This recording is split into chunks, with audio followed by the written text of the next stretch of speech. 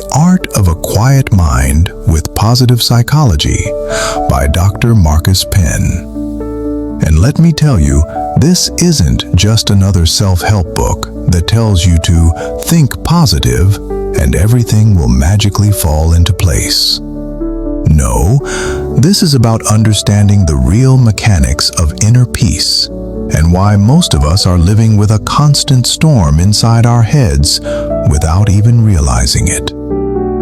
So, here's the thing. If I asked you right now, what's bothering you the most?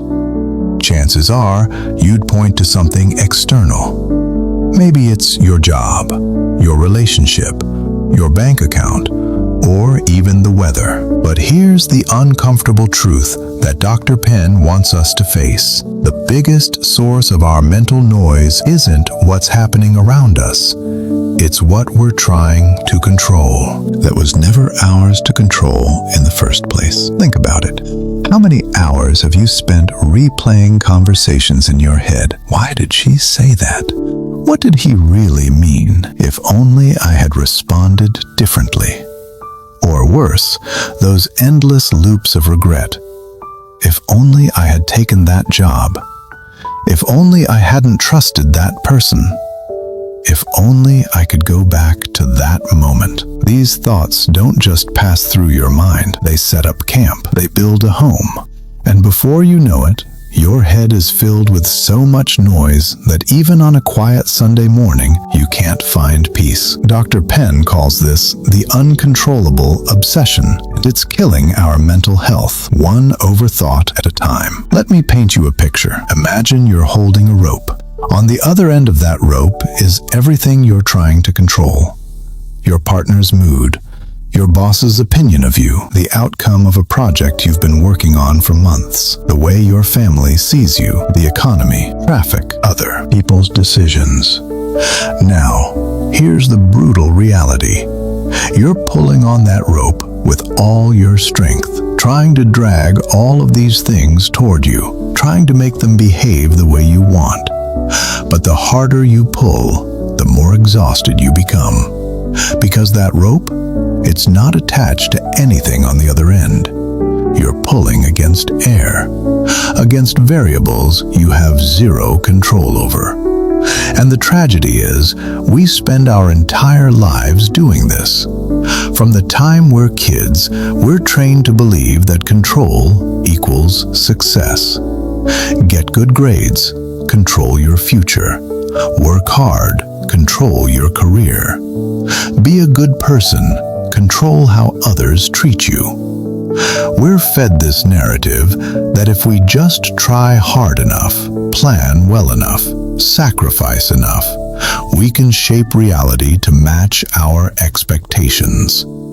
But reality doesn't work that way. Reality is messy. It's unpredictable.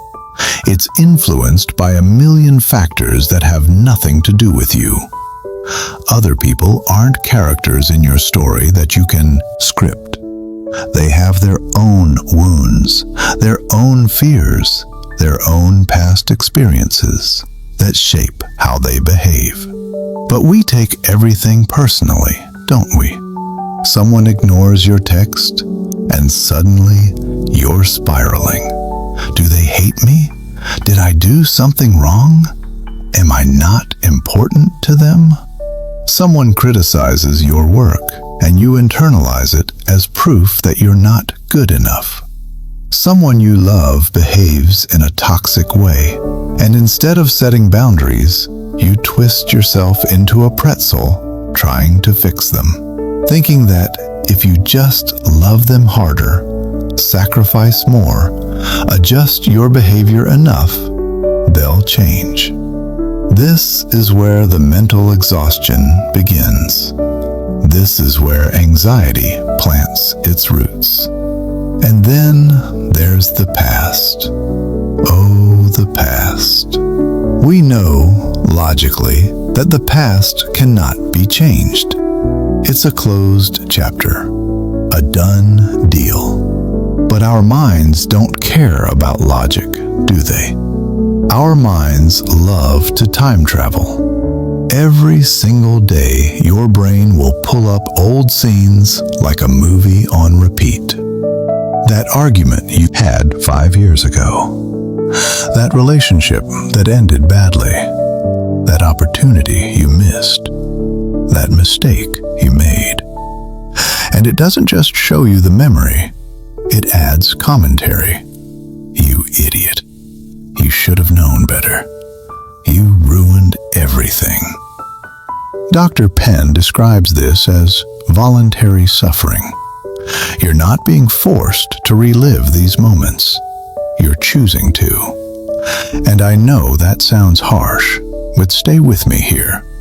Because understanding that you're choosing this is actually empowering. It means you can also choose to stop. Here's what happens when we try to control the uncontrollable. We create an illusion of power. We think, if I just worry about this enough, I can prevent it. If I just analyze this situation from every possible angle, I'll figure out what went wrong. But worrying isn't planning. Overthinking isn't problem solving. It's just mental noise disguised as productivity. So how do we begin to let go? Dr. Penn says it starts with one simple but profound question. In this situation, what is actually within my control and what is not? Most people can't answer this question clearly because we've been conditioned to believe that everything is our responsibility. Someone insults you, you think it's your job to prove them wrong. Someone leaves you, you think it's your fault. A project fails, you think you should have done more. But let's break this down. Someone insults you. That event, their words, their tone, their decision to be cruel, that was not in your control. That happened. It's done. But here's what is in your control. The story you tell yourself about that insult. You can choose to attach it to your self-worth and spiral into shame. Or you can choose to see it for what it is, a reflection of that person's limitations, not yours. This small gap between the event and your reaction, that's where your freedom lives. That's where your power actually is. Now, I want to pause here and address something important. A lot of people hear, "let it go," and think it means being weak. They think it means giving up, rolling over, accepting bad behavior, or becoming emotionally numb. But that's not what letting go is. Letting go is one of the bravest things you can do.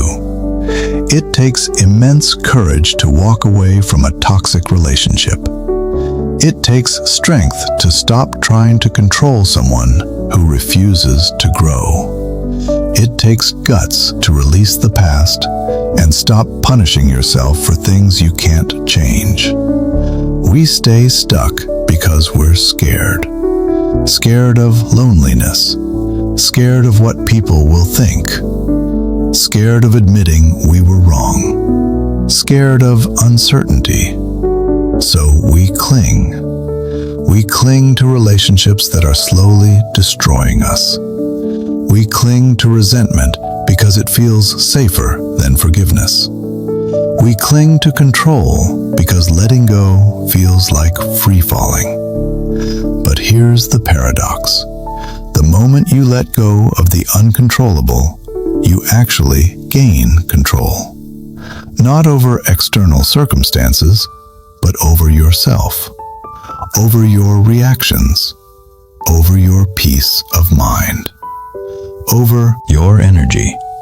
And that, my friend, is the only control that ever mattered. Let me give you an example. Let's say you're in a relationship where the other person is emotionally unavailable. They're hot and cold. One day they're all in, the next day they're distant. You try everything. You communicate better. You give them space. You support them. You love them harder. But nothing changes. Now, here's the question. Can you control whether they heal their emotional wounds? Can you control whether they choose to show up for you? No, you can't. The only thing you can control is whether you continue to accept that behavior. And this is where letting go becomes an act of self-respect, not selfishness. You're not abandoning them. You're choosing not to abandon yourself. Dr. Penn talks a lot about toxic relationships as the ultimate example of trying to control the uncontrollable. You can love someone, you can support them, you can encourage them, but you cannot heal them if they don't want to be healed. And yet, we try. We make ourselves responsible for other people's growth. We think, if I just adjust a little more, sacrifice a little more, maybe they'll finally change. But they won't. Because change doesn't work that way. Change is an inside job, and no amount of external pressure from you will make someone do their inner work. So you exhaust yourself. You lose pieces of yourself. You become smaller and smaller, hoping that your shrinking will somehow make them grow. And in the process, you forget who you were before this relationship consumed you. Letting go here isn't cruelty, it's clarity. It's saying, I love you, but I love myself too. And I refuse to drown while trying to save someone who isn't even reaching for the lifeboat. Now let's talk about other people's opinions. Because this is another huge area where we waste our energy trying to control the uncontrollable. What will people think? What will they say? How will they judge me? These questions run our lives. We make decisions based not on what we want, but on what we think will earn approval. We dim our dreams because we're scared of criticism. We edit our personalities because we're terrified of rejection. But here's the truth. People are going to have opinions no matter what you do. You could be the kindest, most generous, most successful person on the planet, and someone, somewhere, will still find a reason to criticize you. So if you're going to be judged anyway, wouldn't it make more sense to live according to your values instead of someone else's expectations? Other people's opinions are not facts. They're interpretations.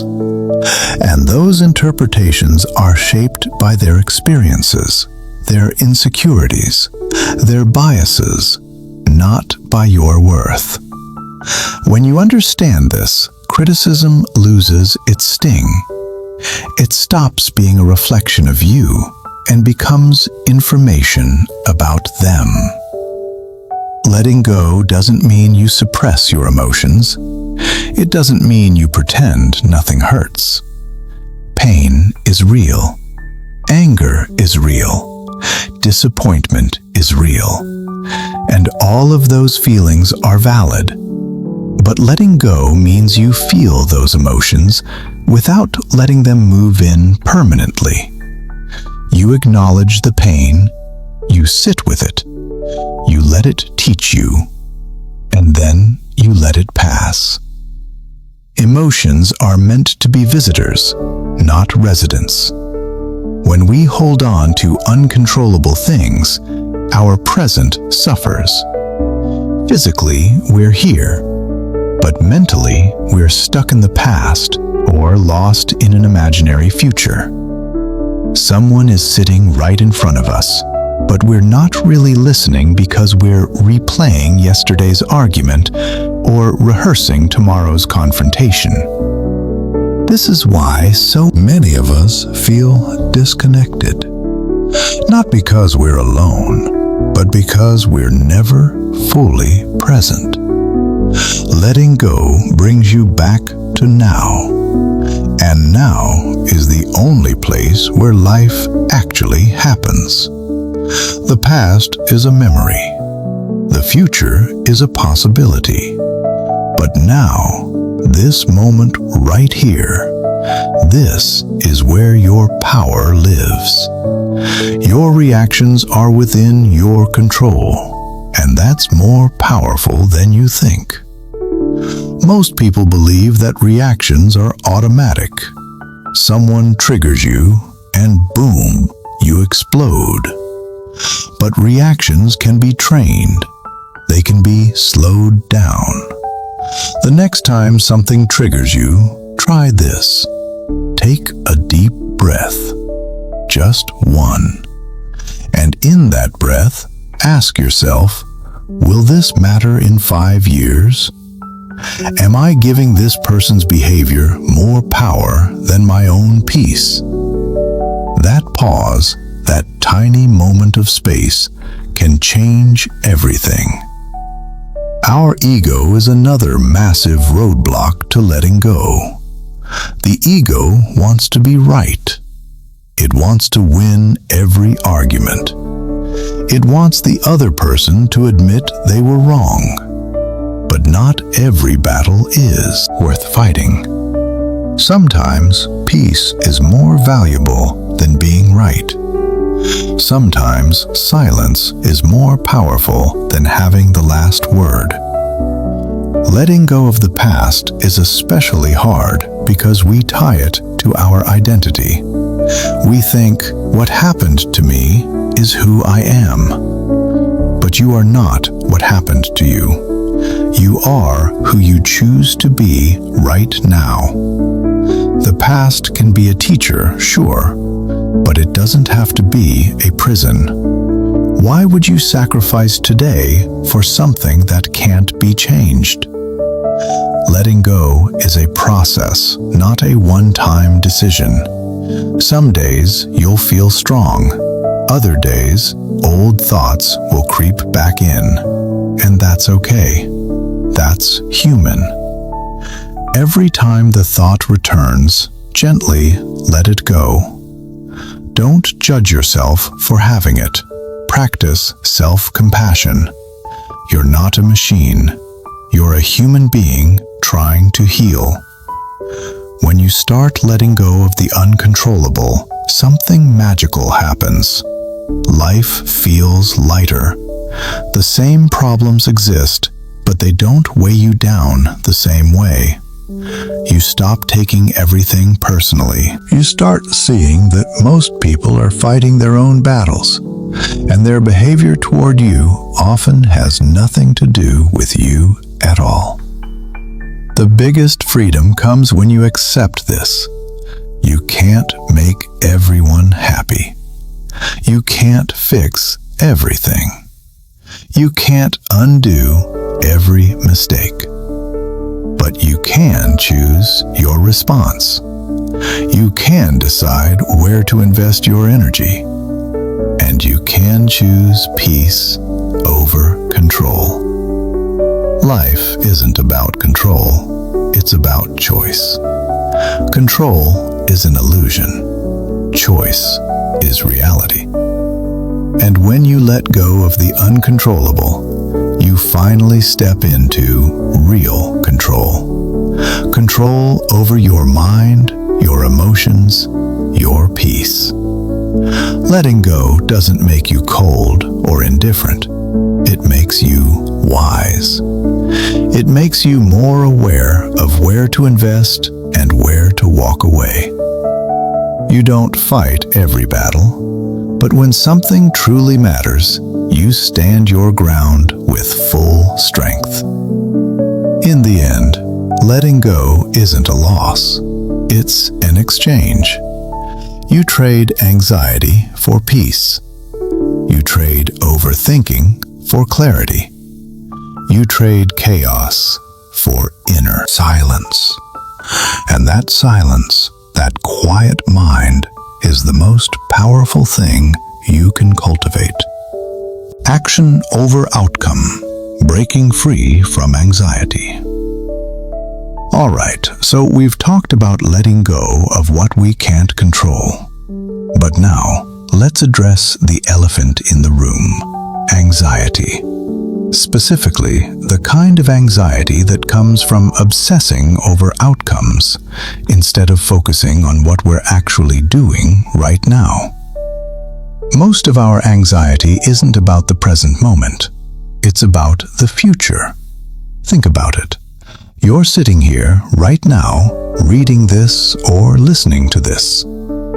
Are you in danger right now? Probably not. Is something terrible happening to you in this exact moment? Most likely, no. So where is all that anxiety coming from? It's coming from your mind racing ahead, projecting into a future that doesn't even exist yet. What if this doesn't work out? What if I fail? What if people judge me? What if I'm not good enough? These aren't questions about now. These are ghosts of a future that hasn't happened, haunting your present moment. And here's the kicker. While you're busy worrying about tomorrow, you're completely missing today. Dr. Penn introduces a concept that sounds simple, but is actually revolutionary when you apply it. Action over outcome. This means shifting your entire focus from the result you're hoping for to the action you're taking right now. When you're fully immersed in doing, fear doesn't have room to breathe.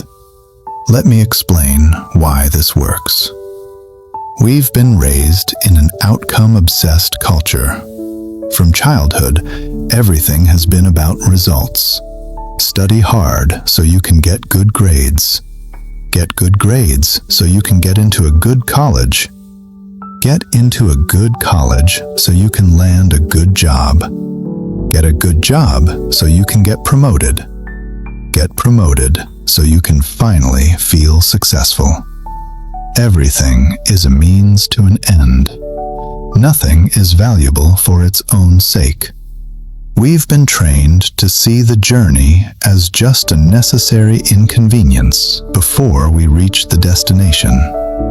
And because of this, we don't actually experience our lives. We're always one step ahead, planning, worrying, calculating. We read a book, but we're more focused on finishing it than actually absorbing it. We work on a project, but we're so stressed about the outcome that we don't enjoy the process. We're in conversations, but we're already thinking about what we're going to say next. This is exhausting, and it's the primary fuel for anxiety. Here's what happens when you're outcome-focused. Your mind jumps to the end before you've even started. Let's say you're preparing for a presentation. Instead of focusing on researching, organizing your thoughts, and practicing your delivery, your brain immediately fast-forwards to the moment you're standing in front of everyone. And then it spirals. What if I mess up? What if I forget my lines? What if they think I'm incompetent? What if this ruins my reputation? Notice how none of these thoughts are helpful. They don't improve your preparation. They don't make you more confident. They just paralyze you. Because the outcome, the actual moment of the presentation, is not in your control. You can't control how people will react. You can't control if the projector will work. You can't control if someone will ask a question you don't know the answer to. The only thing you can control is how well you prepare. the action, the now. Dr. Penn teaches that when anxiety hits, you need to pull yourself back to this one question. What can I do right now in this moment? Not tomorrow, not after everything is perfect. Right now. What's the next small step? Maybe it's sending one email. Maybe it's reading one page. Maybe it's making one phone call. It doesn't have to be huge. It just has to be real. Because small, consistent actions are what build big outcomes. But we can't see that when we're too busy staring at the mountaintop, panicking about how we'll ever get there. Let's get real for a second. The reason we obsess over outcomes is because we've tied our identity to results. We believe deep down that we're only valuable if we succeed, if we win, if we achieve, if we impress. So every task becomes a referendum on our worth. Every project is a test of whether we deserve to exist. No wonder we're anxious. We've turned life into a pass or fail exam, where our entire sense of self is on the line. But what if your identity wasn't tied to outcomes? What if it was tied to effort instead? What if you saw yourself as someone who shows up, who tries, who puts in the work, regardless of the result? That shift changes everything. Because now, whether you win or lose, you still respect yourself. The outcome becomes secondary. Your integrity, your effort, your consistency, that becomes primary. A lot of people don't even start because they're terrified of the outcome. They think, what if I give this my all and it still doesn't work out?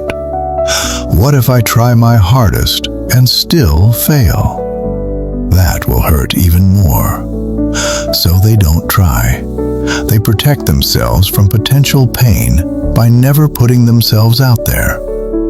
But that's just another form of outcome obsession. You're so focused on avoiding a bad result that you rob yourself of the experience altogether. When you adopt an action-based mindset, starting becomes easier. You're not telling yourself, I need to conquer the world today. You're just saying, I need to do this one thing right now. That's it. And that's manageable. That doesn't trigger the same level of fear. There's a psychological state called flow. You've probably experienced it before. It's when you're so absorbed in what you're doing that time disappears. You're not thinking about the outcome. You're not worried about what people will think. You're just doing. Athletes call it being in the zone. Artists call it being lost in the work. Dr. Penn calls it the natural result of action-focused living. Flow can't exist when you're obsessed with outcomes, because flow requires you to be fully present. And if you're constantly peeking ahead, checking the scoreboard, wondering if you're good enough, you pull yourself out of the present. You fracture your attention, and anxiety rushes in to fill that gap. Now, let me be clear about something. Action over outcome doesn't mean you stop caring about results. It doesn't mean results don't matter. Of course they matter. But here's the thing. Results are not fully in your control. You can give your absolute best effort, and the outcome can still be influenced by timing, luck, other people, circumstances beyond your control.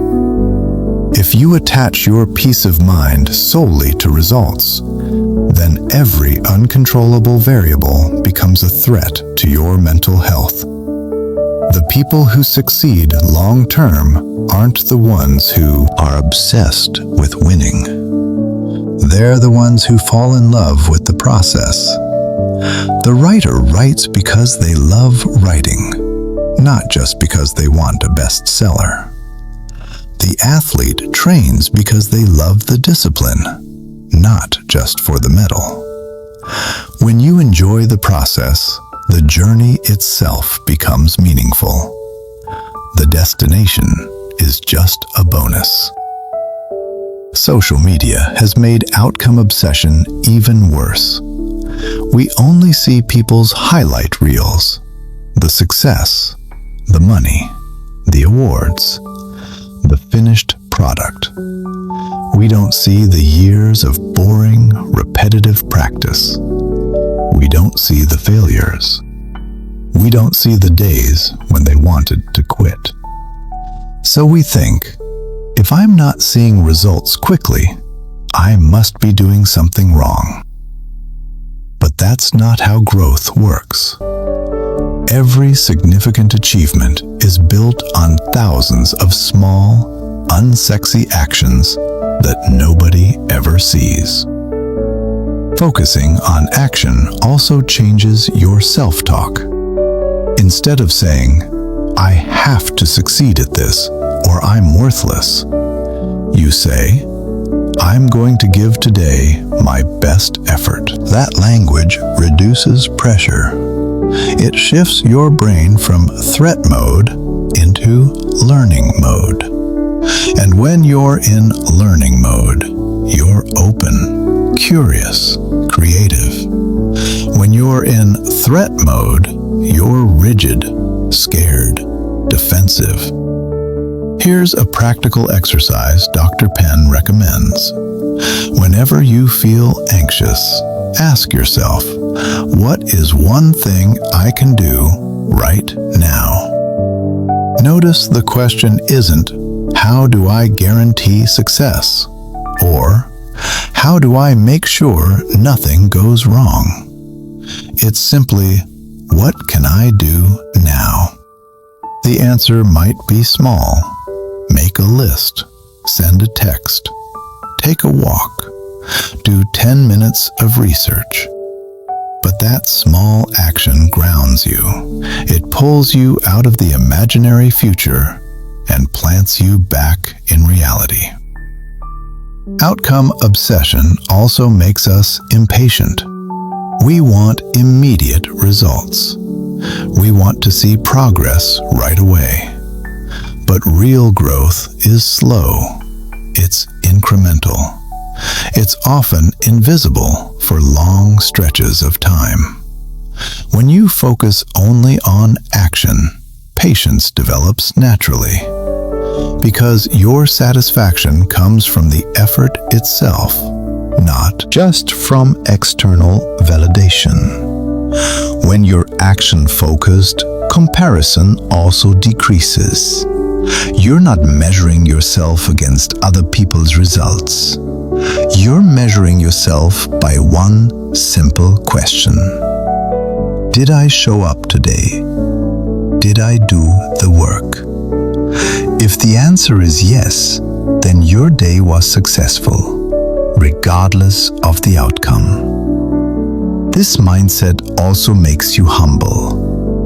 When success comes, you don't get arrogant because you know it wasn't just you. Timing played a role, luck played a role, other people played a role. And when failure comes, you don't collapse because you know you did your part. You showed up. You gave your effort. That's all you can ever control. And that realization brings emotional stability. You're not riding the roller coaster of external validation anymore. You're grounded in your own integrity. Over time, you'll notice that the intensity of anxiety decreases. Fear doesn't disappear completely. That would be unrealistic. but it stops controlling you. You learn to act even when you're afraid. And that, my friend, is real courage. Not the absence of fear, but action in spite of it. Life is not an exam where only the final grade matters. Life is a practice ground. It's the daily effort that shapes you, not just the occasional trophy. When you loosen your grip on outcomes and hold tightly to your actions, life starts to feel more manageable, less like a high-stakes gamble, and more like a series of choices you get to make every single day. Here's the reminder you might need to hear. Your job is to try, not to guarantee. The universe asks for your effort, not your perfection. When you truly accept that, the weight of anxiety starts to lift. You begin living in the present, and that present, lived fully, gradually builds the future you were so worried about. But here's the irony. The future you create through present-focused action is often better than the one you were trying to force through anxiety and control. Because when you're present, you're clear. When you're clear, you make better decisions. When you make better decisions, better outcomes follow. Not because you're obsessing over them, but because you're no longer getting in your own way. So let's make a deal, you and I. For the next week, try this. Every time you catch yourself spiraling into what-if thinking, pause, take a breath, and ask, what's one action I can take right now? Just one. And then do it. Don't think about the outcome. Don't think about whether it's enough. Just do that one thing. And then the next. And then the next. You'll be amazed at how much noise disappears when you stop trying to predict the future and start participating in the now. The art of slowing down, reclaiming your mind from the rush. Let's talk about speed. Our world is moving faster than ever before. And I don't just mean technology or the pace of change. I mean us. We're moving faster, thinking faster, reacting faster, living faster. And we've convinced ourselves that this is normal, that this is just how life is now. You wake up, and before your eyes are even fully open, you're reaching for your phone. Notifications flood in. Emails, messages, news headlines screaming for your attention. You scroll through social media while brushing your teeth. You eat breakfast while checking your schedule. You drive to work while your mind is already 3 meetings ahead. The entire day is a blur of multitasking, racing from one thing to the next, never fully present, never fully here. And then night comes. You're exhausted, but your brain won't shut off. It's still racing, still processing, still planning tomorrow before today is even over. You lie in bed, physically still, but mentally sprinting. And you wonder why you can't sleep, why you feel so tired even though you haven't really done anything that physically demanding.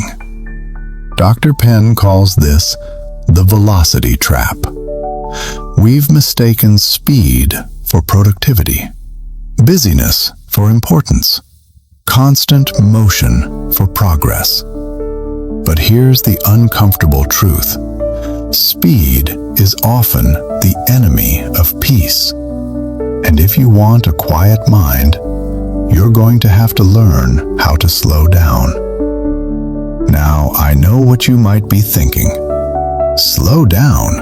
Are you kidding? I can't slow down. I have deadlines, responsibilities, people depending on me. If I slow down, I'll fall behind. And I get it. I really do. We live in a culture that glorifies hustle, that treats rest like laziness, that makes you feel guilty for taking a breath. But let me ask you this. How's that working out for you? Are you happy? Are you calm? Are you present? Or are you just surviving, running on fumes, one breakdown away from burning out completely? Slowing down isn't about doing less. It's about being more present with what you're doing.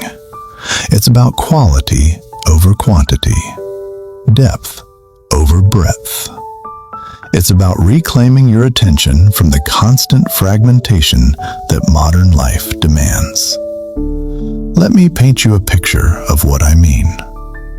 Imagine you're eating lunch, really eating, not scrolling through your phone, not watching a video, not thinking about your next meeting, just eating, tasting the food, noticing the textures, the flavors, chewing slowly, being fully there.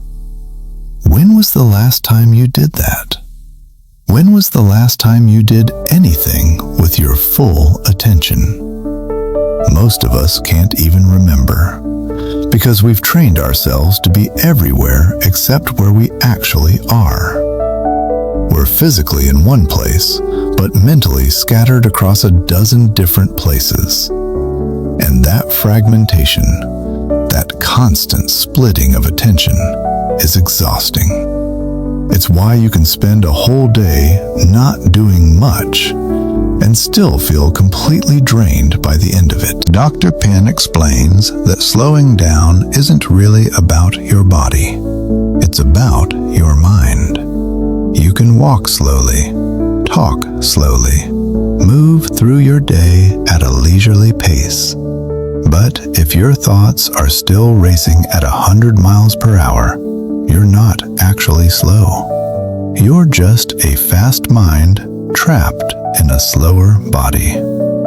The goal is to slow the thinking, to create space between thoughts, to let each moment breathe before rushing to the next one. We live in an era of instant everything, instant messages, instant answers, instant entertainment, instant gratification. We've lost the ability to wait, to sit with uncertainty, to be bored. The moment we have a free second, we reach for our phones. We can't handle silence.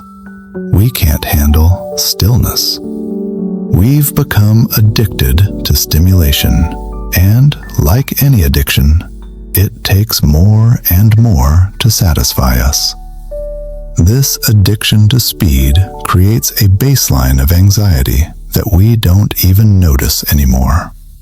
It's just there, humming in the background, a constant low-level stress that we've normalized. We think it's just how things are, but it's not. It's a choice we're making over and over again without even realizing it. When you intentionally slow down, the first thing you'll feel is discomfort. Your mind will panic. It'll tell you that you're wasting time, that you should be doing something productive, that you're falling behind. This is normal. This is your nervous system protesting the change. But here's what's actually happening. You're teaching your body that there is no emergency, that it's safe to relax, that not everything is urgent. Anxiety thrives on the illusion of urgency. It convinces you that something bad is about to happen, that you need to stay on high alert. But when you slow down, you send a different signal. You tell your body, we're okay. Nothing is chasing us. We can breathe. And gradually, the nervous system begins to recalibrate. One of the biggest benefits of slowing down is clarity. When everything is fast, your thinking becomes shallow. You skim the surface of things. You react instead of respond. You make decisions based on impulse rather than reflection. But when you slow down your thinking, you see things more clearly. You notice details you would have missed. You make connections you wouldn't have made. You respond with wisdom instead of reacting with fear. We often say, I don't have time. But the truth is, we do have time. What we don't have is attention.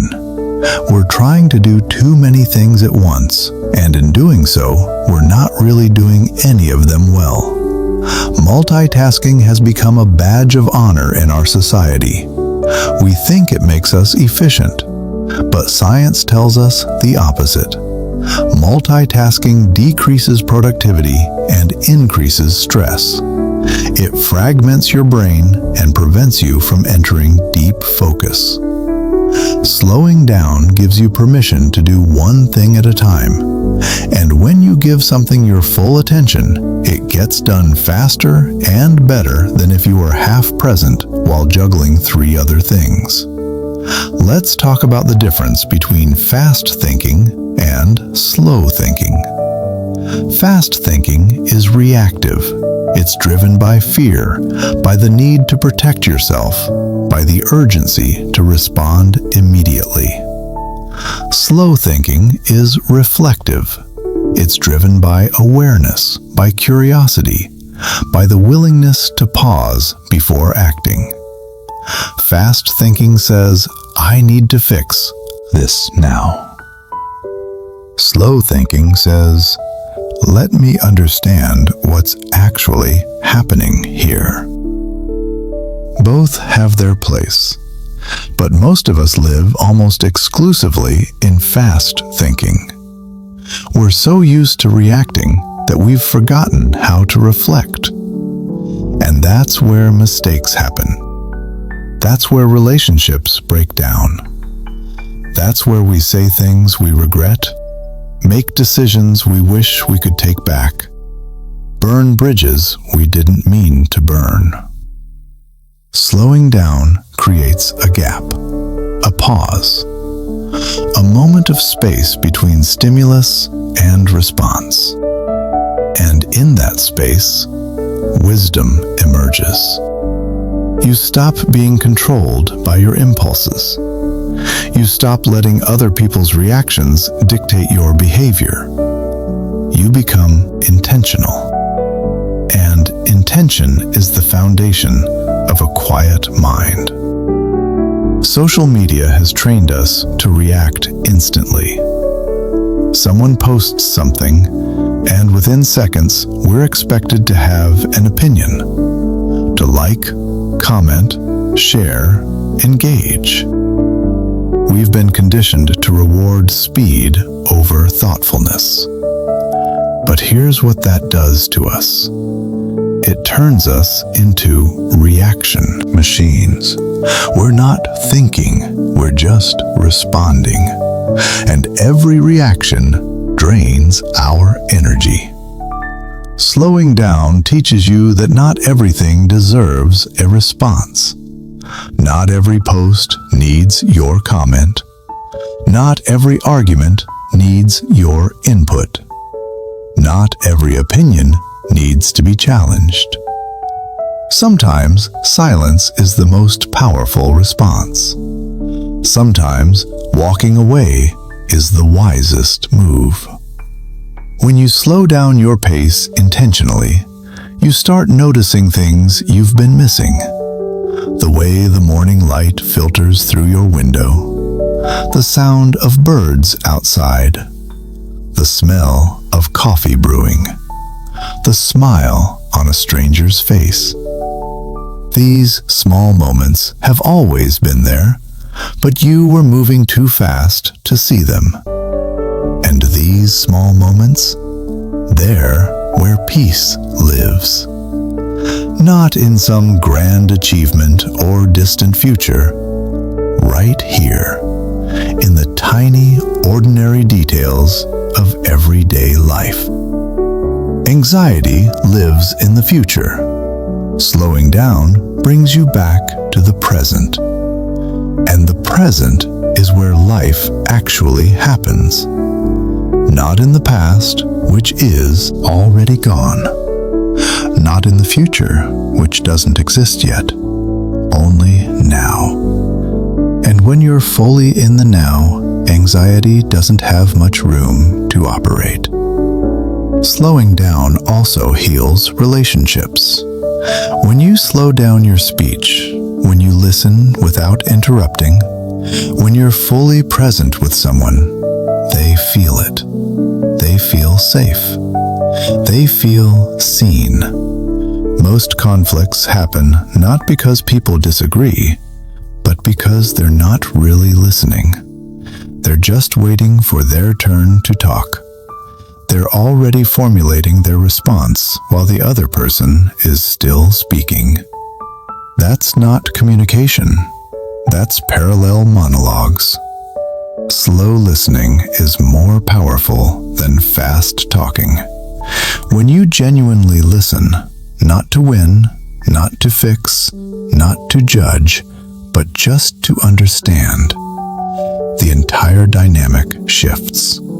Connection happens.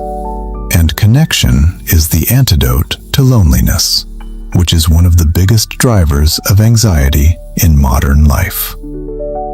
Now, I want to address a fear that comes up when people hear slow down. They think, if I slow down, I'll fall behind. Everyone else is moving fast.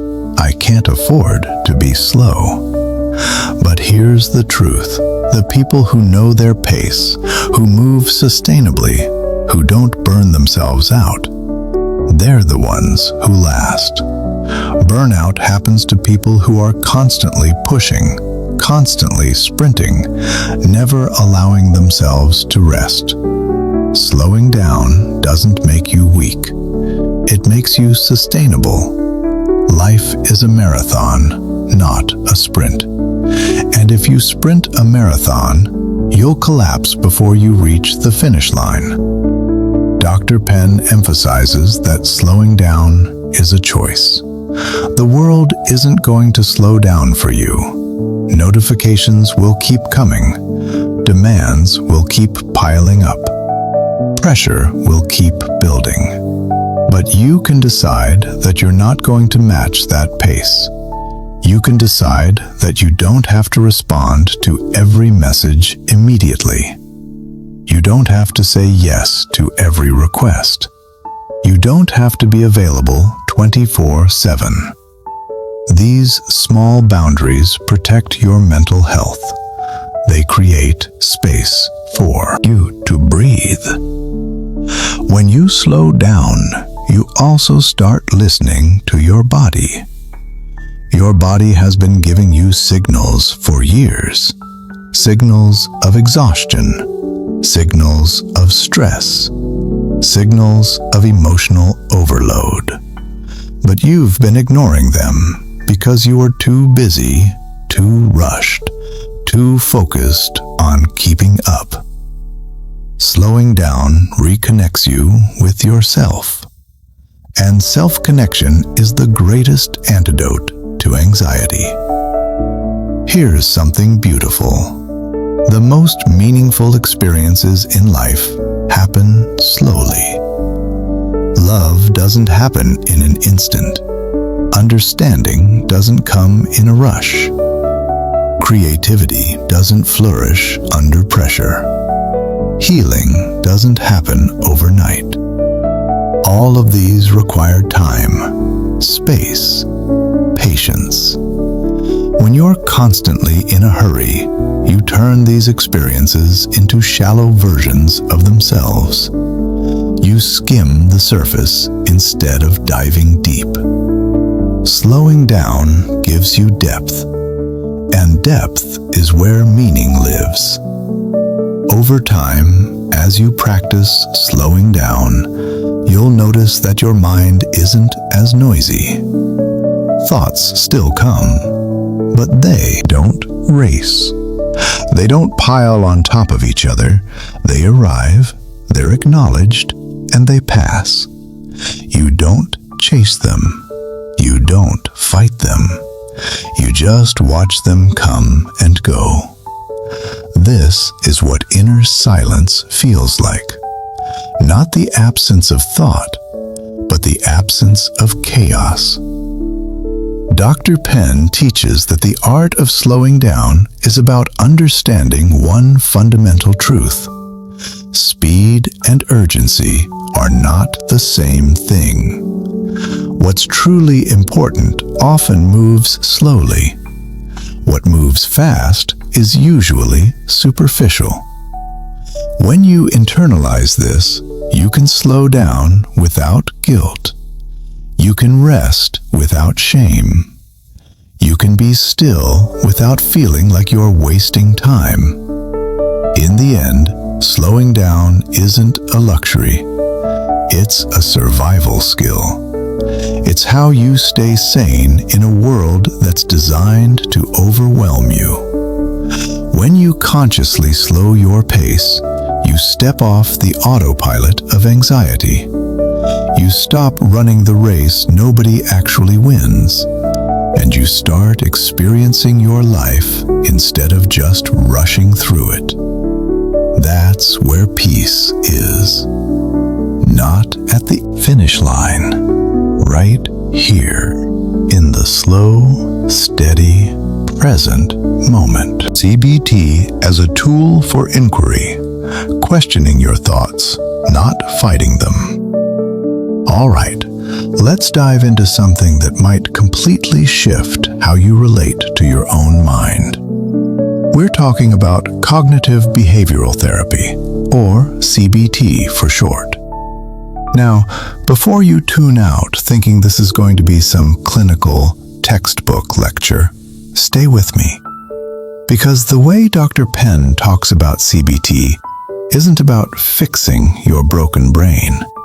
It's not about correcting faulty thinking like you're some kind of malfunctioning machine. It's about something much more profound: curiosity. Most people think CBT is about identifying bad thoughts and replacing them with good ones.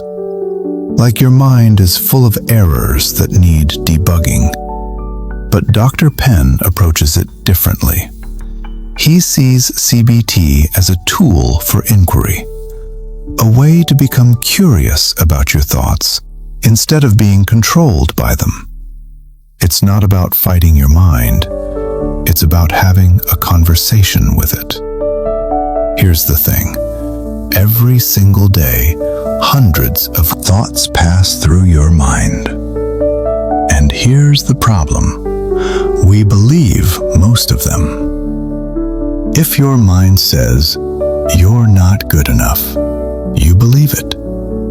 If it says, "Something terrible is going to happen," you panic. If it says, "Everyone is judging you," you shrink. We take thoughts at face value as if they're facts, as if just because you thought it, it must be true. But thoughts aren't facts. They're interpretations. They're stories your mind is telling based on past experiences, fears, biases, and sometimes just random mental noise. The question Dr. Penn wants you to start asking is this: where did this thought come from? What's the evidence for it? Is this a fact, or is this just my imagination running wild? This is where CBT begins. Not with suppression, not with denial, but with inquiry. Let me give you an example. Let's say you have a big presentation coming up, and a thought pops into your head. I'm going to mess this up. I always mess things up. Most people would hear that thought and immediately feel their confidence collapse. Their heart rate would spike. They'd start catastrophizing, imagining every possible way they could fail. And by the time they actually get to the presentation, they've already convinced themselves it's going to be a disaster. But CBT asks a different question. Instead of accepting that thought as truth, you pause and ask, is that actually true? Do I always mess things up? What's the evidence for that? Have there been times when I did well? What makes this time different? And here's what usually happens. When you actually examine the thought, it falls apart. Because it's not based on reality, it's based on fear. It's based on one or two past experiences that your mind has generalized into a universal truth. But one failure doesn't mean you always fail. One mistake doesn't define your entire capability. This process of questioning your thoughts is what Dr. Penn calls putting your thoughts on trial. Imagine your mind is a courtroom. A thought walks in and makes a claim. Instead of automatically believing it, you ask it to present evidence. You cross-examine it. You look for holes in its argument. And if it can't back up its claims, you dismiss it. This might sound cold or analytical, but it's actually incredibly liberating. Because once you realize that most of your anxious thoughts don't hold up under scrutiny, they lose their power over you. They stop feeling like absolute truths and start feeling like what they really are. Just thoughts. Mental events. Temporary visitors in your mind. Here's what makes CBT so powerful as a tool for inquiry. It doesn't judge you. It doesn't say, you're thinking wrong, stop it. It just says, let's investigate. Let's see what's really going on here. And that shift from judgment to curiosity changes everything. Because curiosity is the natural enemy of anxiety. When you're anxious, you're closed off, defensive, reactive. When you're curious, you're open, explorative, grounded. Dr. Penn describes our minds as incredibly skilled storytellers. They take incomplete information and weave entire narratives. Someone doesn't text you back immediately, and your mind creates a story. They're mad at me. I did something wrong. They don't like me anymore. You make one mistake at work, and your mind creates a story. I'm going to get fired. Everyone thinks I'm incompetent. My career is over. These stories feel real. They trigger real emotions. But they're not facts. They're interpretations. And CBT helps you slow down that storytelling process. It asks, is this the only possible explanation? Could there be other reasons? Am I jumping to conclusions based on incomplete information? Most of the time, the answer is yes. There are other explanations. Maybe that person is just busy. Maybe they didn't see your message. Maybe they're dealing with their own stuff that has nothing to do with you. But your mind went straight to the worst-case scenario because that's what anxious minds do. They scan for threats. They catastrophize. They assume the worst to try to protect you from disappointment. But here's the irony. In trying to protect you, your anxious mind actually makes you suffer more. Because you end up living through disasters that never actually happen. Now, let me be clear about something important. CBT isn't about forcing positive thinking. It's not about pretending everything is fine when it's not.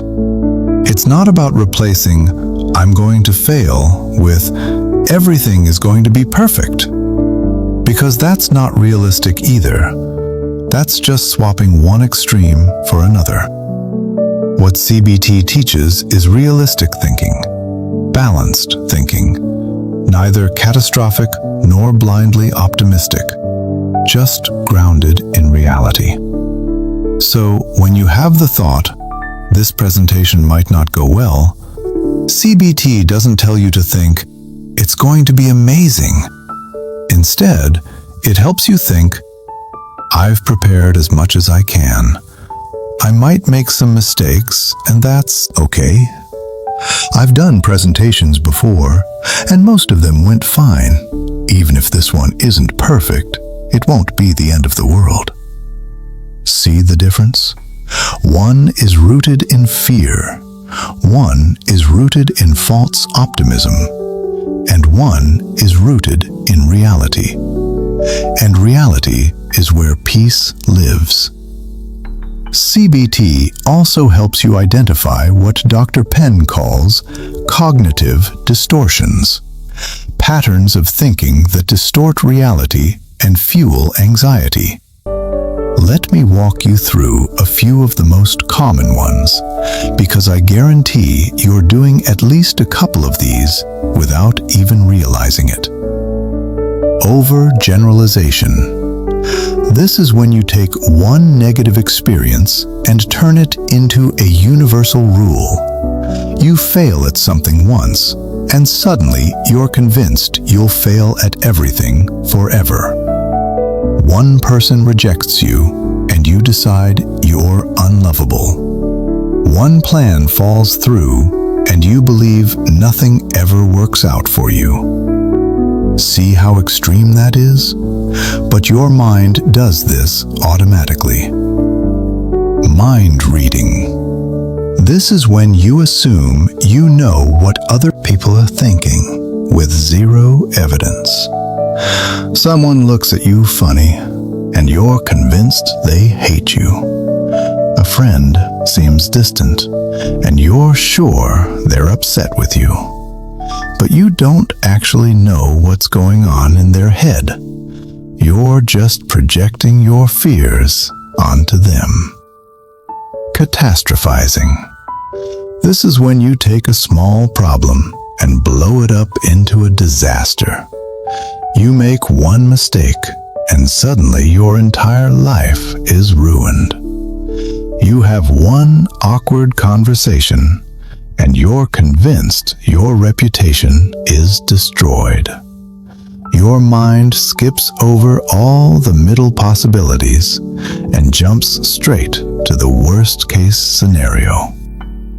Once you learn to recognize these patterns, they lose their power. Because you start seeing them for what they are: habits. Mental shortcuts your brain has developed. And habits can be changed. Here's where it gets really interesting. Dr. Penn emphasizes that CBT isn't about fighting your thoughts. It's about changing your relationship with them. Most people are at war with their own minds. They hate their anxious thoughts.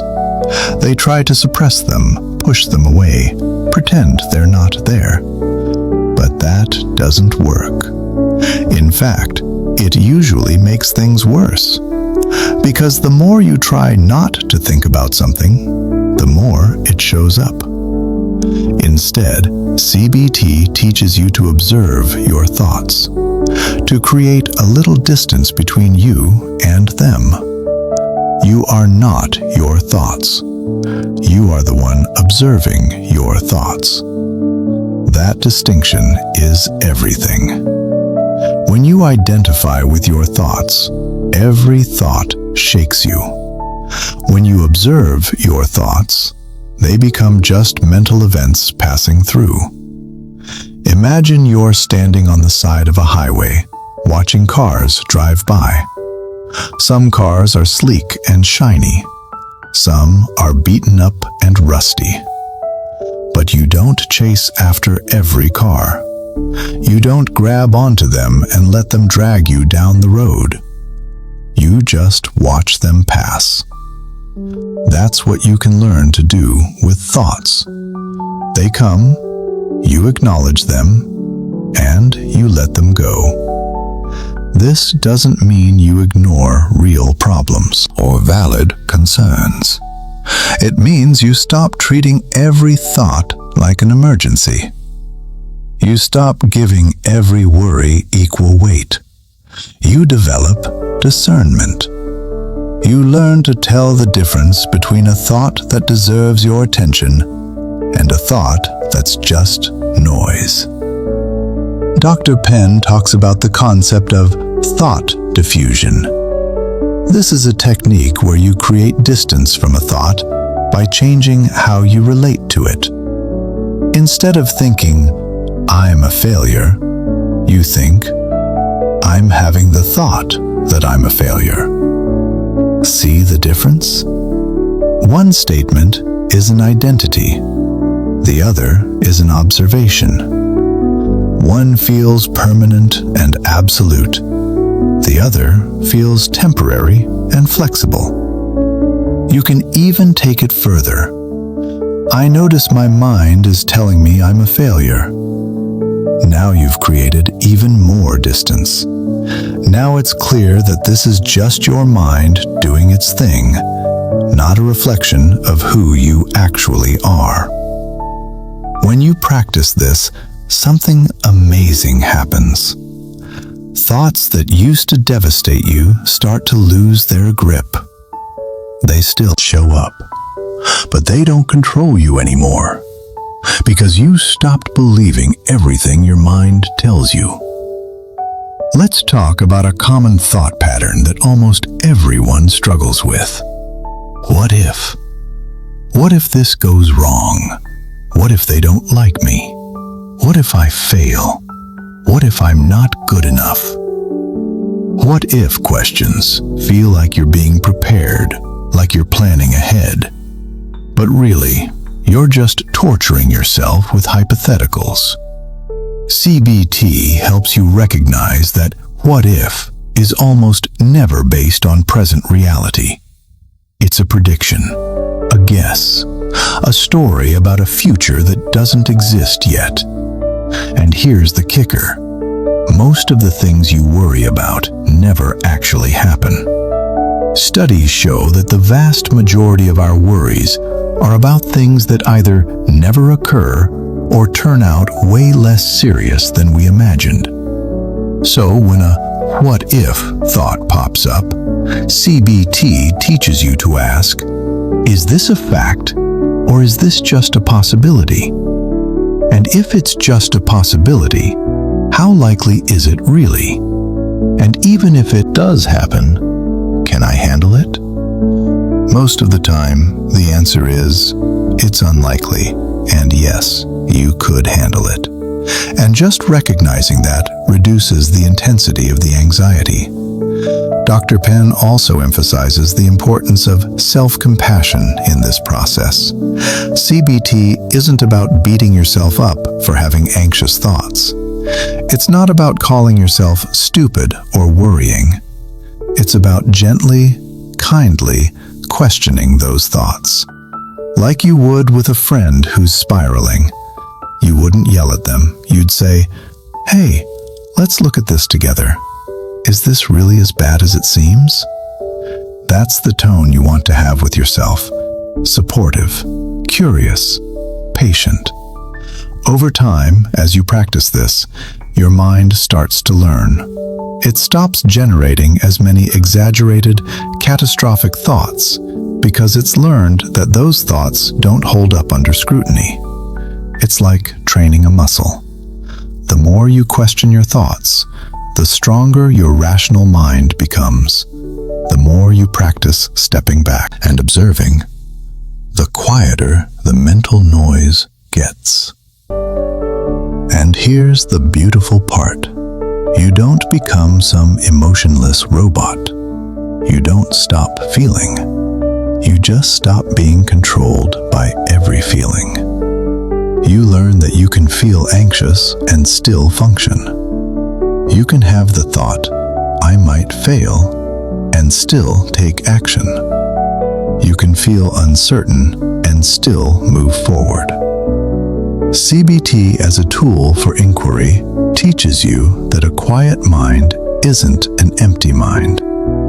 It's a mind where thoughts exist, but chaos doesn't.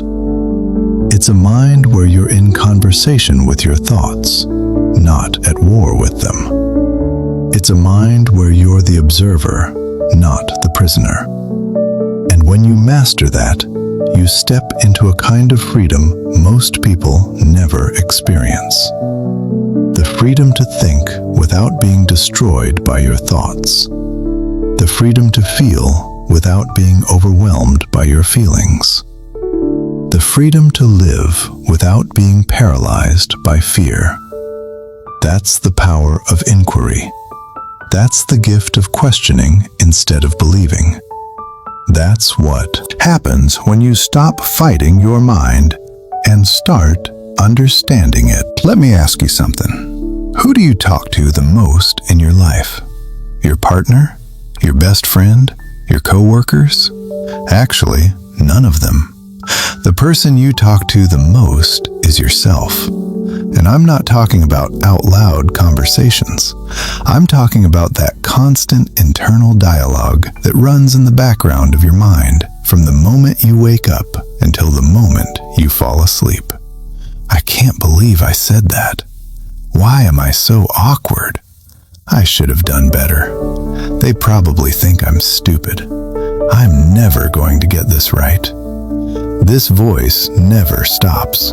It comments on everything you do, every decision you make, every interaction you have. And here's the uncomfortable truth. For most people, that voice is cruel. It's harsh. It's unforgiving. It's the kind of voice you would never tolerate from another person. But because it's coming from inside your own head, you accept it. You believe it. You let it define you. Dr. Penn says that one of the most transformative things you can do for your mental health is to change the way you talk to yourself. Not by pretending everything is perfect, not by lying to yourself with toxic positivity, but by treating yourself with the same kindness, patience, and encouragement you would offer to someone you care about. He calls this becoming your own inner cheerleader. Now, before you roll your eyes and think this sounds cheesy, hear me out. This isn't about standing in front of a mirror saying affirmations that you don't believe. This isn't about faking confidence or pretending you don't have weaknesses. This is about fundamentally shifting the tone of your internal dialogue from one of criticism and judgment to one of support and compassion. Because here's the reality. The way you talk to yourself shapes your reality. It shapes your confidence. It shapes your decisions. It shapes how you show up in the world. If your internal voice is constantly telling you that you're not good enough, that you're going to fail, that you don't deserve good things, guess what? That becomes your identity.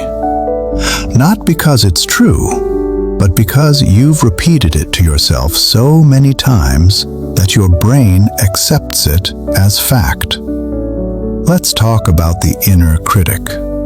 Everyone has one. It's that voice that pops up the second something goes wrong. You make a mistake at work, and immediately the voice says, "You're so incompetent. Everyone's going to think you're an idiot." You have an awkward social interaction, and the voice says, "You are so weird. Why can't you just be normal?" You see someone doing better than you, and the voice says, "You're so behind. You'll never catch up." This voice is so familiar that most people don't even question it. They assume it's just being realistic or keeping themselves in check. They think that being hard on themselves is what pushes them to improve. But here's what research actually shows. Self-criticism doesn't motivate growth. It creates fear, shame, and paralysis. It doesn't make you work harder. It makes you want to give up. Think about it. If you had a coach who constantly told you that you were terrible, that you'd never succeed, that you should just quit, would that motivate you? Of course not. You'd fire that coach. But that's exactly the kind of coaching most people give themselves every single day. Now, let me introduce you to a concept Dr. Penn uses that I think is brilliant. He says, imagine you're the brand manager of your own life. A brand manager's job is to protect and promote the brand.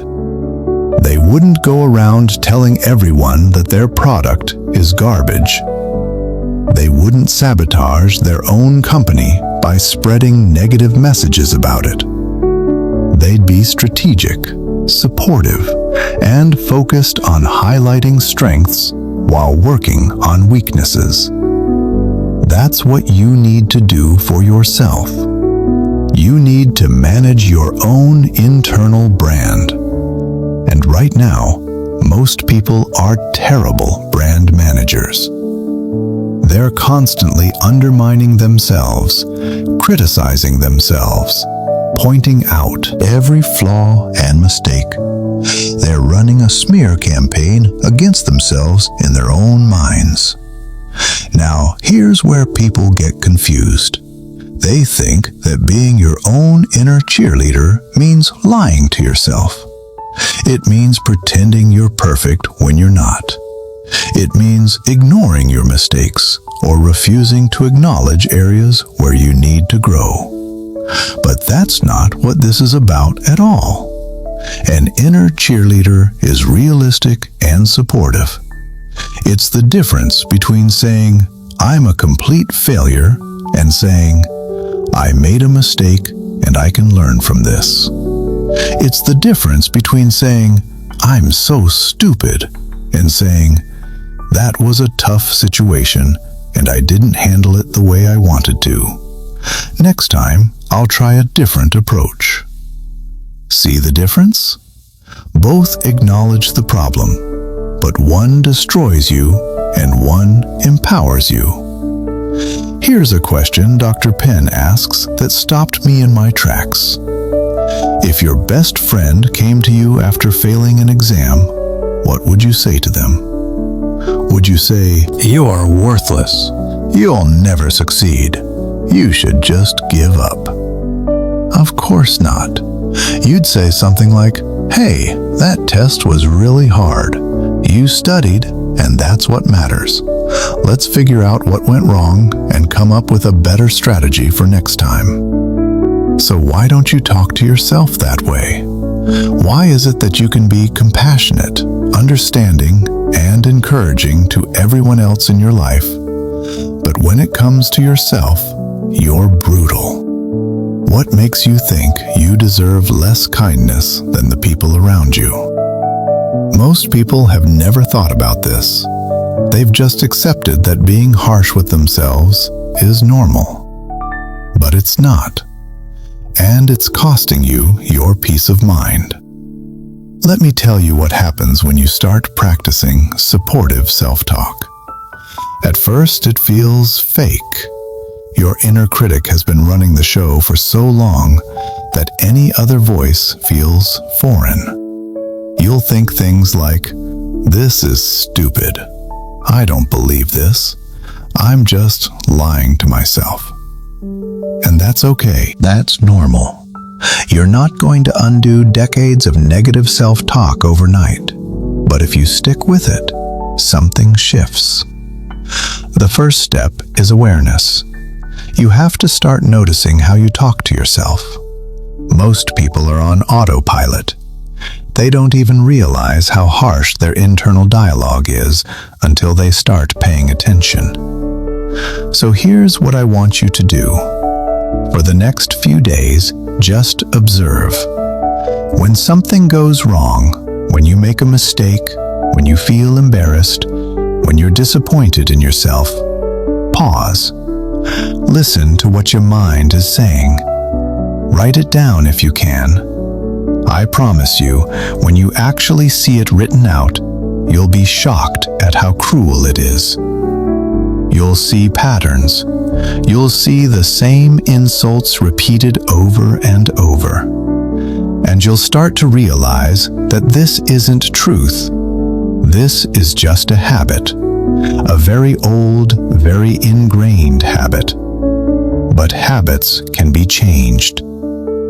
Once you have awareness, the next step is intervention. When you catch your inner critic being harsh, don't just let it keep going. You interrupt it. You challenge it. You say, wait, is that true? Would I say this to someone I care about? Is there a kinder, more helpful way to frame this? Let me give you an example. Let's say you forgot an important meeting. Your inner critic immediately jumps in. You're so irresponsible. You can't even remember basic things. You're going to get fired.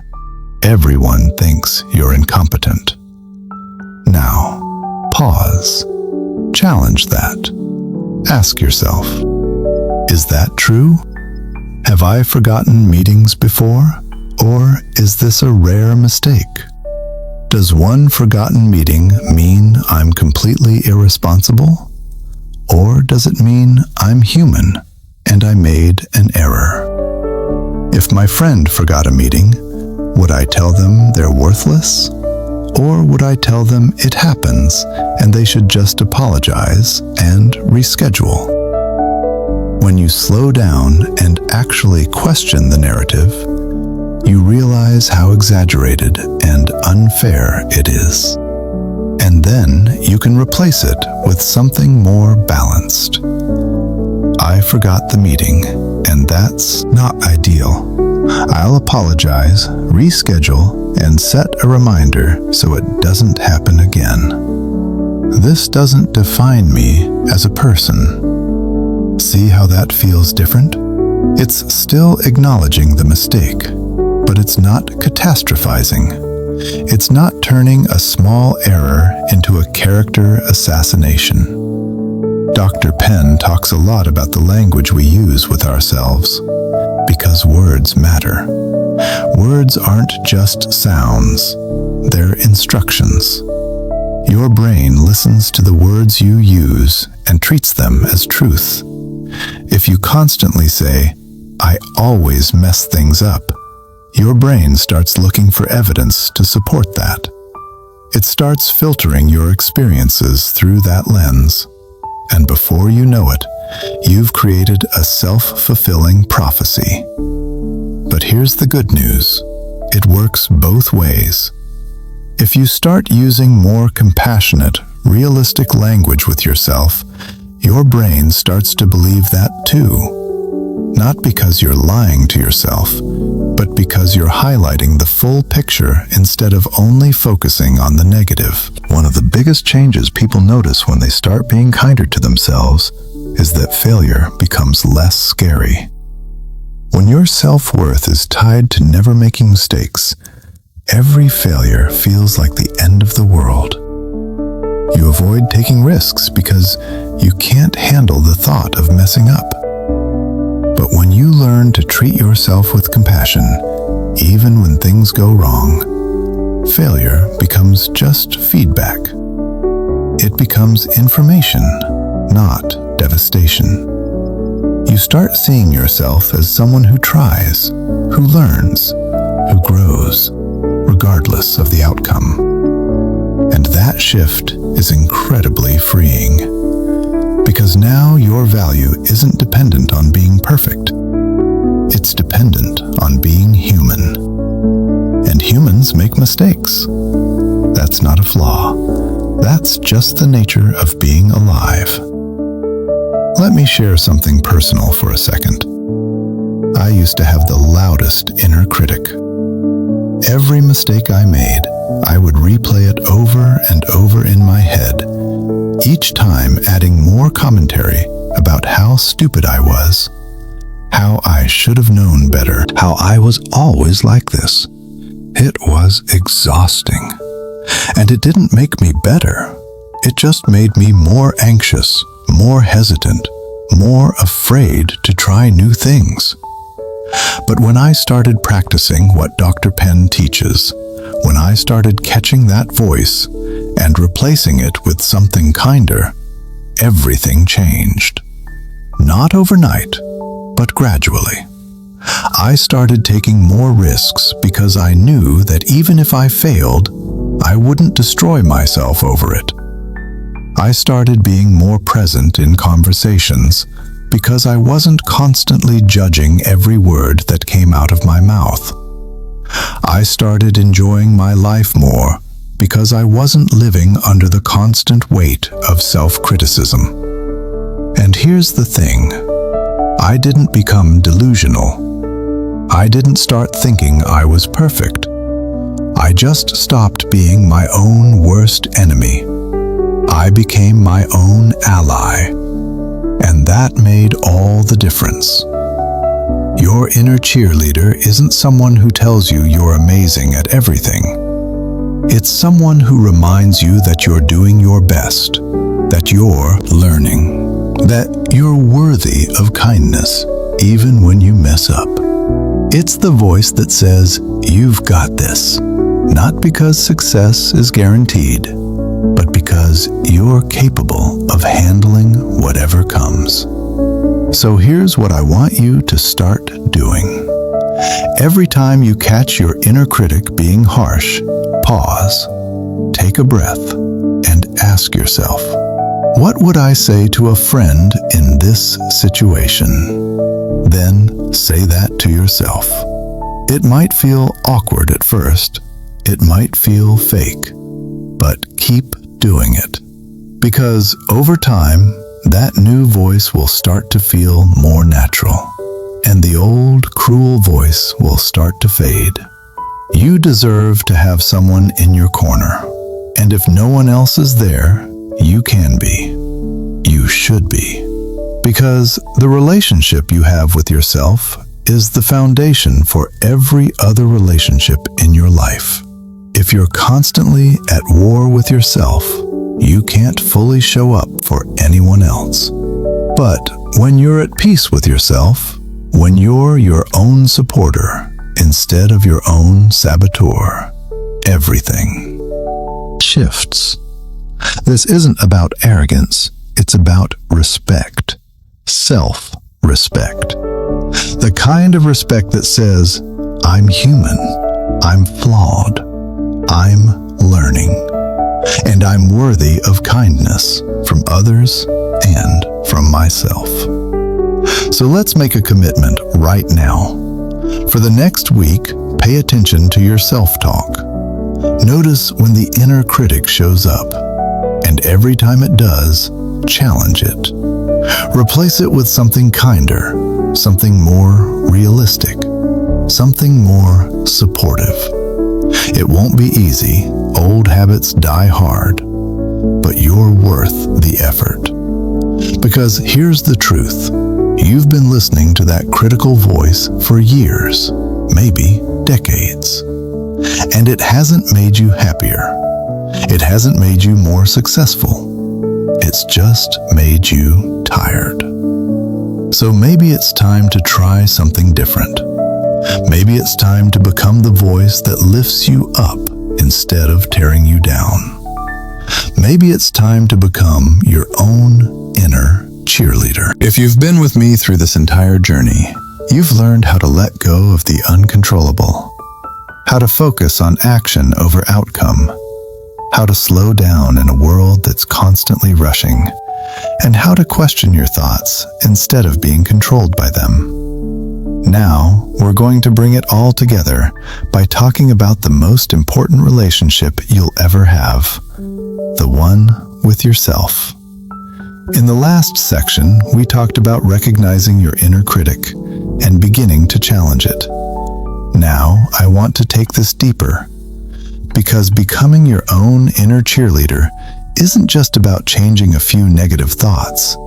It's about fundamentally transforming the entire ecosystem of your mind. It's about creating an internal environment where peace can actually take root and grow. Let's pick up where we left off. You've started noticing your self-talk.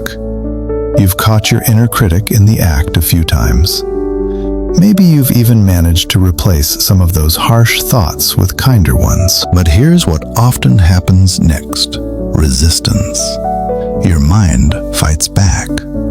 It says, "This is ridiculous. You're just being soft. You need to be hard on yourself to stay motivated. If you're too nice to yourself, you'll become lazy and complacent." This is a very common fear, and Dr. Penn addresses it head-on. There's this misconception that self-compassion equals self-indulgence. That if you stop criticizing yourself, you'll lose your edge. You'll stop trying. You'll settle for mediocrity.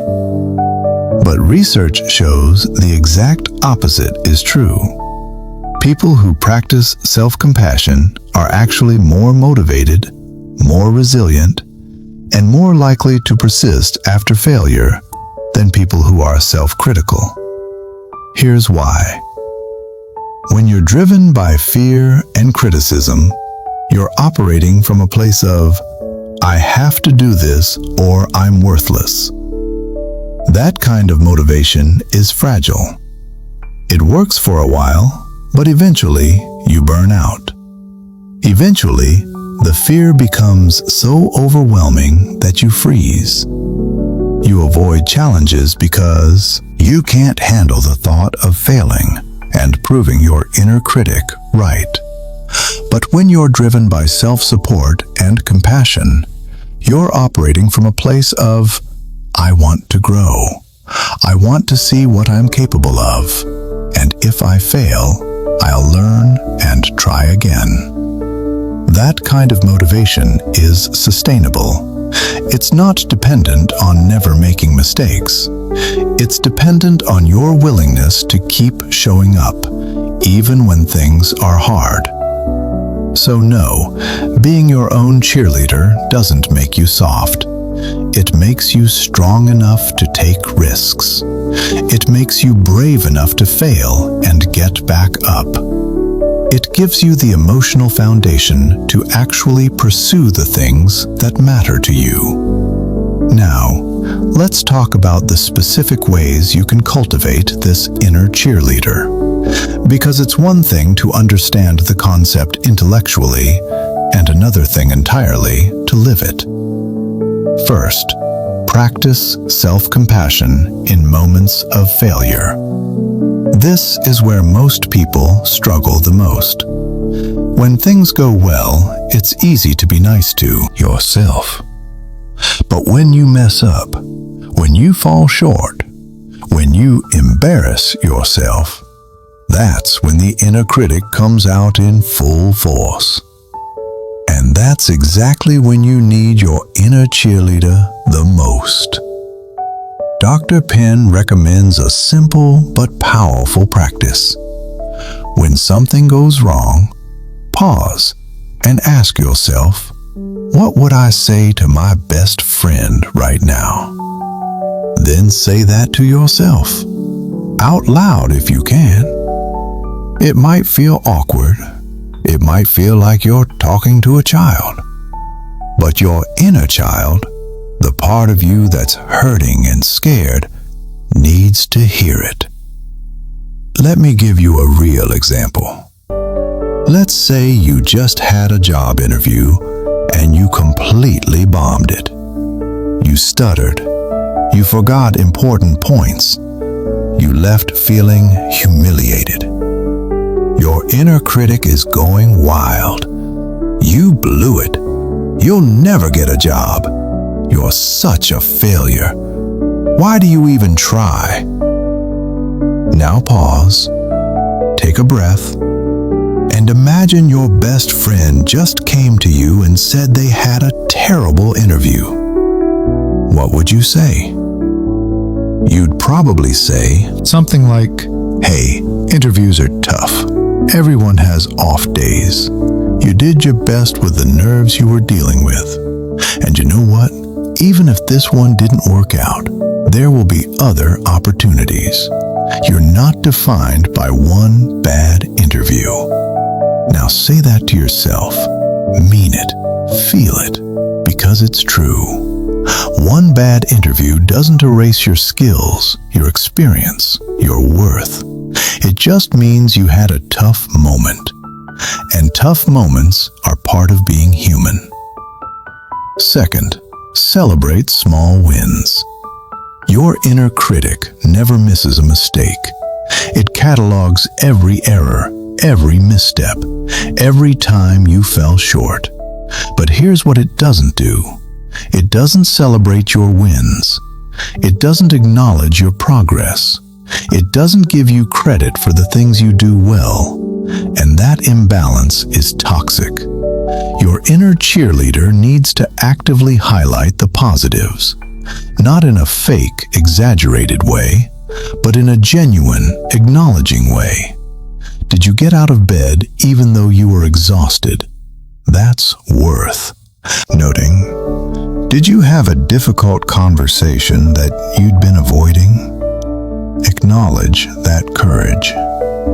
Did you choose to go for a walk instead of scrolling on your phone? That's a win.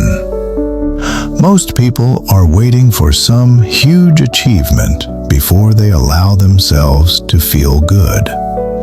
They think, "I'll celebrate when I get the promotion, when I lose the weight, when I hit the goal."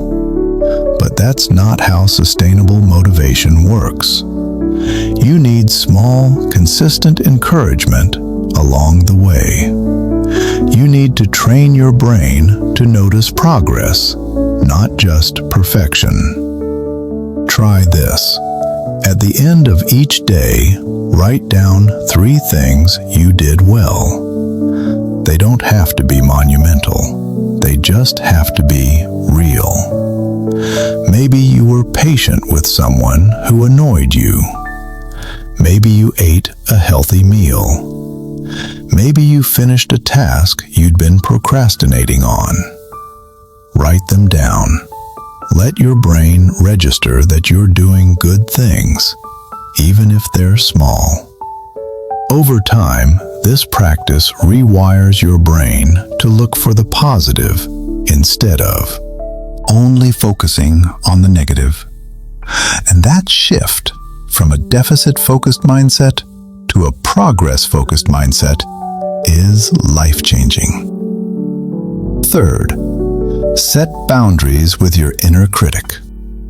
Here's something most people don't realize. You don't have to listen to every thought your mind produces. Just because a thought shows up doesn't mean it deserves your attention. Your inner critic will always have opinions.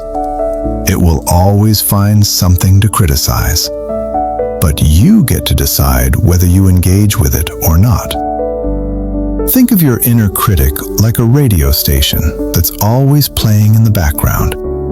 You can't turn it off completely, but you can turn down the volume. You can choose not to tune in. When that critical voice starts up, you can say, "Thanks for sharing, but I'm not interested in that narrative right now." Dr. Penn calls this cognitive distance. You're not fighting the thought. You're not pretending it's not there.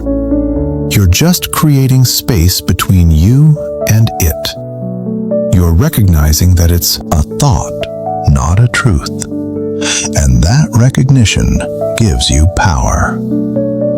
Here's a practical way to do this. When a harsh thought pops up, label it. Say to yourself, "That's my inner critic talking." Just that simple act of naming it creates distance. It reminds you that this is just one voice in your head, not the voice of ultimate truth. And once you've labeled it, you can choose not to engage. You can say, "I hear you, but I'm choosing to focus on something more helpful right now." Fourth, surround yourself with supportive influences. Your inner dialogue doesn't exist in a vacuum. It's shaped by the people you spend time with, the content you consume, the environments you're in. If you're constantly surrounded by criticism, whether from other people, from social media, from toxic work environments, it's going to be much harder to cultivate a supportive inner voice. Pay attention to who and what you're allowing into your mental space.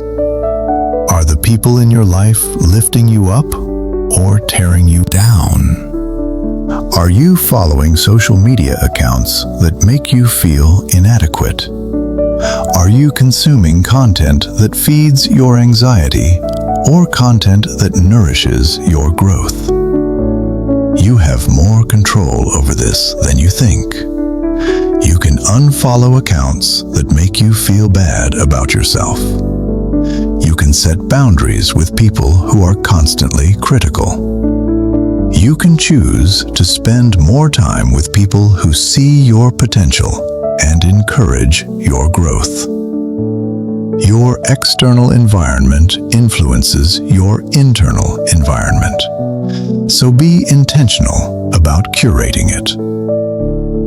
Fifth, practice forgiveness, especially toward yourself. One of the heaviest burdens people carry is the weight of past mistakes. Things they did years ago, things they said, choices they regret. And they punish themselves for these things over and over again, as if enough self-punishment will somehow undo the past. But it won't. The past is done, and continuing to beat yourself up over it doesn't serve anyone. Not you, not the people you hurt, not anyone. What does serve you is learning from it, and then letting it go. Forgiving yourself doesn't mean pretending it didn't happen or that it didn't matter. It means accepting that you're human, that you made mistakes, and that you're committed to doing better moving forward. Dr. Penn says that self-forgiveness is one of the most radical acts of self-love you can practice. Because it requires you to look at the worst parts of yourself, the parts you're most ashamed of, and say, "I see you. I understand why you did what you did, and I'm choosing to release you from this prison of guilt." That doesn't mean there are no consequences. It doesn't mean you don't make amends if needed. But it means you stop using your past as a weapon against yourself. Here's a powerful question to ask yourself. If I can't forgive myself for this, who benefits? Does holding on to this guilt make you a better person? Does it help the people you hurt? Does it change the past? No. All it does is keep you stuck. And being stuck doesn't serve anyone. So let it go. Not all at once, not perfectly, but gradually, gently, with compassion. Forgive yourself the way you would forgive someone you love, because you deserve that too.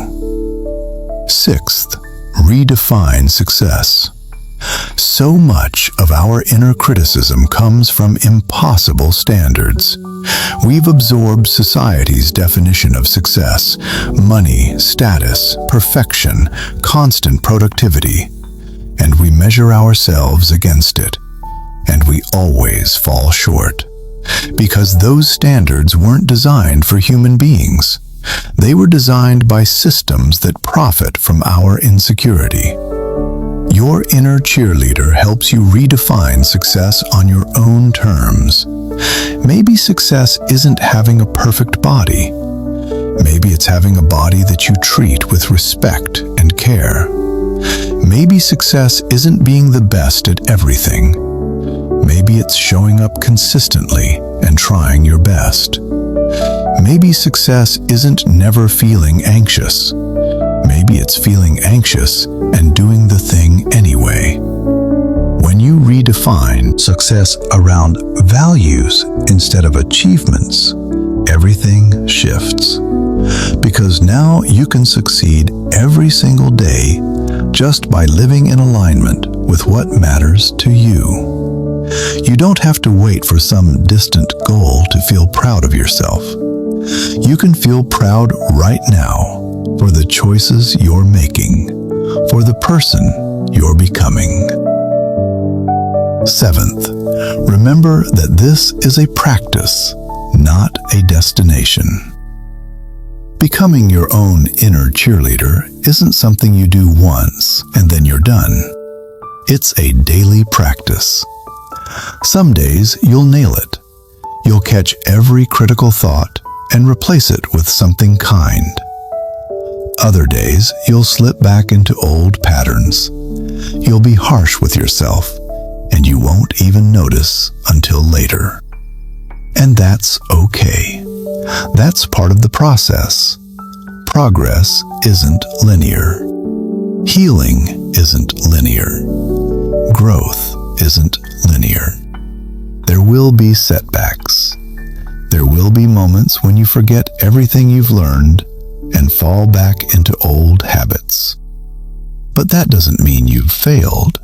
It just means you're human. The goal isn't perfection. The goal is awareness. The goal is showing up for yourself again and again, even when it's hard. Even when you don't feel like it. Even when that critical voice is screaming at you. You show up anyway. You choose kindness anyway. And slowly, over time, that becomes your default. Bringing it all together. So here we are. We've journeyed through letting go of what you can't control. We've explored focusing on action instead of obsessing over outcomes. We've learned the art of slowing down in a world that glorifies speed. We've discovered how to question our thoughts instead of blindly believing them. And we've talked about the transformative power of becoming your own inner cheerleader. All of these pieces work together. They're not separate strategies. They're different aspects of the same fundamental truth. Peace comes from within, not from external achievements, not from other people's approval, not from having everything figured out. From within. A quiet mind isn't a mind without thoughts. It's a mind that isn't controlled by thoughts. It's a mind that can observe, question, and choose. It's a mind that treats itself with kindness instead of cruelty. It's a mind that focuses on what it can control and releases what it can't. It's a mind that moves through life with intention instead of anxiety. This is the art Dr. Marcus Penn is teaching us, and it's an art worth mastering. Because when you cultivate inner peace, everything else becomes easier. Relationships improve because you're not projecting your inner chaos onto others. Work becomes more fulfilling because you're not constantly doubting yourself. Challenges become manageable because you're not adding layers of self-criticism on top of them. You start showing up as the fullest version of yourself. Not perfect, not without flaws, but whole, integrated, at peace. So I want to leave you with this. The journey to a quiet mind isn't about reaching some destination where you never feel anxious again, where you never doubt yourself, where everything is always calm. That's not realistic. Life is messy.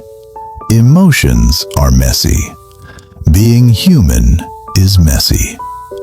But you can learn to navigate that mess with grace, with compassion, with wisdom.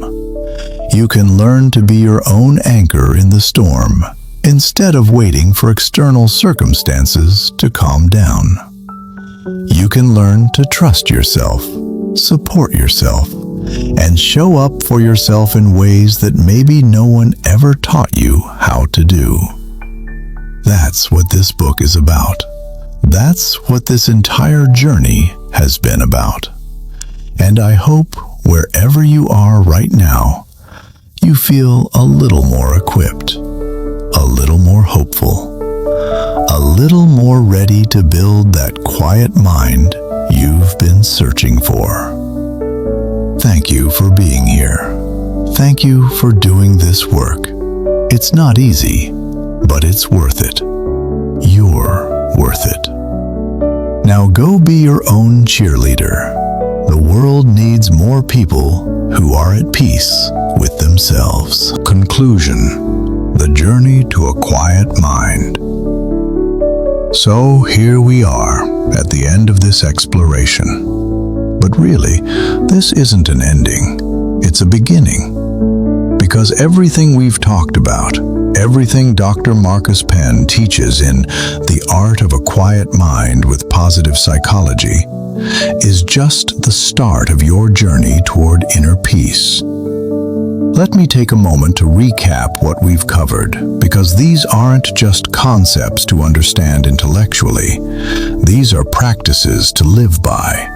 Tools to return to again and again when life gets overwhelming. We started with letting go of the uncontrollable, and we learned that most of our mental noise comes from trying to control things that were never ours to control in the first place. Other people's opinions, the past, outcomes that depend on 1,000 variables beyond us. We learned that letting go isn't weakness, it's wisdom. It's the recognition that our power lies not in controlling external circumstances, but in choosing our response to them. When you release your grip on the uncontrollable, you finally gain control over the one thing that matters most: your own peace of mind. Then we explored action over outcome. We discovered that anxiety lives in the future, in the what-ifs and the catastrophic predictions our minds love to create. But action lives in the present.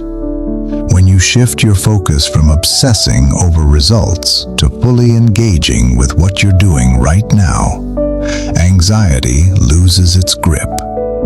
You stop being paralyzed by fear of failure because your identity is no longer tied to outcomes. It's tied to effort, to showing up, to doing your best with what you have. And that shift from outcome-obsessed to action-focused transforms not just your productivity, but your entire relationship with stress. We dove into the art of slowing down. In a world that glorifies speed and busyness, we learned that true peace comes from intentionally decelerating, Not just your body, but your mind. Slowing down your thoughts, creating space between stimulus and response. Learning to be fully present instead of constantly racing ahead. We discovered that the most meaningful experiences in life, love, understanding, creativity, connection, all require slowness. They require depth. And you can't have depth when you're skimming across the surface at 100 miles per hour. Then came CBT as a tool for inquiry. We learned that our thoughts aren't facts, they're interpretations. Stories our minds tell based on fear, past experiences, and cognitive shortcuts. And instead of blindly believing every thought that pops into our heads, we can question them, put them on trial, ask for evidence. This practice of inquiry doesn't make you cynical or disconnected. It makes you free. Free from the tyranny of catastrophic thinking. Free from the prison of self-doubt. Free to observe your thoughts without being controlled by them. And finally, we explored becoming your own inner cheerleader. We confronted the harsh reality that most of us have an inner critic that's relentlessly cruel. And we learned that you can't build a peaceful life on a foundation of self-hatred. Self-compassion isn't self-indulgence. It's the fuel for sustainable growth. It's what allows you to take risks, to fail, to learn, and to keep going. When you become your own supporter instead of your own saboteur, everything changes. Not because you become arrogant or delusional, but because you finally treat yourself with the same kindness you'd offer to anyone else you care about. All of these pieces work together. They're not isolated techniques. They're interconnected practices that build on each other. When you let go of the uncontrollable, you have more energy to focus on your actions. When you focus on action instead of outcome, you naturally slow down and become more present. When you slow down, you create space to question your thoughts. And when you question your thoughts with compassion instead of criticism, you cultivate that inner cheerleader who supports you through it all. This is the architecture of a quiet mind. Now, I want to be real with you for a moment.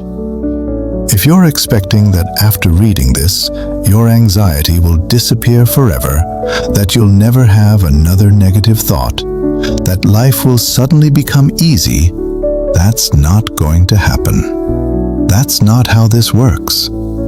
You're still going to have hard days. You're still going to face challenges. You're still going to feel anxious sometimes, doubt yourself sometimes, get caught up in mental noise sometimes. But here's what will change. You'll have tools.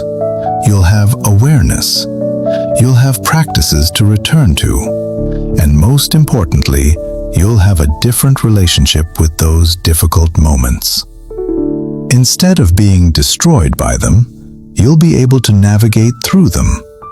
Instead of adding layers of self-criticism on top of your struggles, you'll be able to meet yourself with compassion.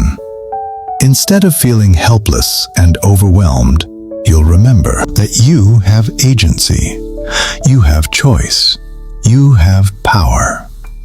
The quiet mind that Dr. Penn talks about isn't a destination you reach and then you're done. It's a practice you return to again and again. Some days you'll feel incredibly peaceful. You'll catch yourself and think, wow, I've really changed. Other days you'll slip back into old patterns, You'll overthink. You'll criticize yourself. You'll try to control things you can't control. And you might feel like you've lost all your progress. But you haven't, because even recognizing that you've slipped is progress. Even knowing there's another way to be is progress. Even having the tools to get back on track is progress. Healing isn't linear. Growth isn't linear. And peace isn't something you achieve once and then maintain effortlessly forever. It's something you choose over and over in small moments throughout your day. So what do you do now? How do you take everything we've talked about and actually apply it to your life? Start small. Don't try to overhaul your entire mindset overnight. Pick one practice that resonated with you most. Maybe it's the practice of questioning your thoughts before believing them. Maybe it's the practice of catching your inner critic and replacing it with something kinder. Maybe it's the practice of asking yourself, what can I do right now when anxiety hits?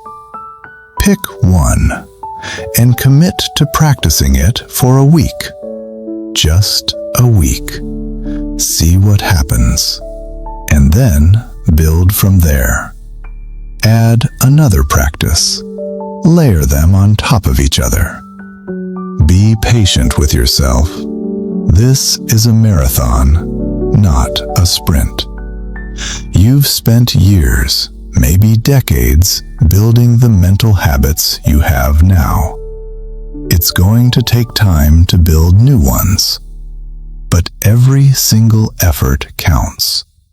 Every time you choose curiosity over judgment, action over worry, compassion over criticism, you're rewiring your brain. You're creating new neural pathways. You're becoming a different person. Remember this. The goal isn't to never feel negative emotions. The goal isn't to become some perfectly calm, Zen-like being who floats through life unbothered.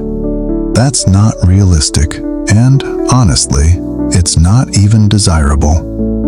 Emotions are part of being human. Struggle is part of being human. The goal is to develop a healthy relationship with those emotions and struggles. To feel them without being consumed by them. To acknowledge them without letting them define you. You can feel anxious and still take action. You can doubt yourself and still move forward. You can be imperfect and still be worthy of kindness. These things can coexist. And learning to hold that paradox, that's where peace lives. I also want to acknowledge something important. If you're dealing with severe anxiety, depression, or trauma, the practices in this book are helpful, but they might not be enough on their own. And that's okay. There's no shame in seeking professional help.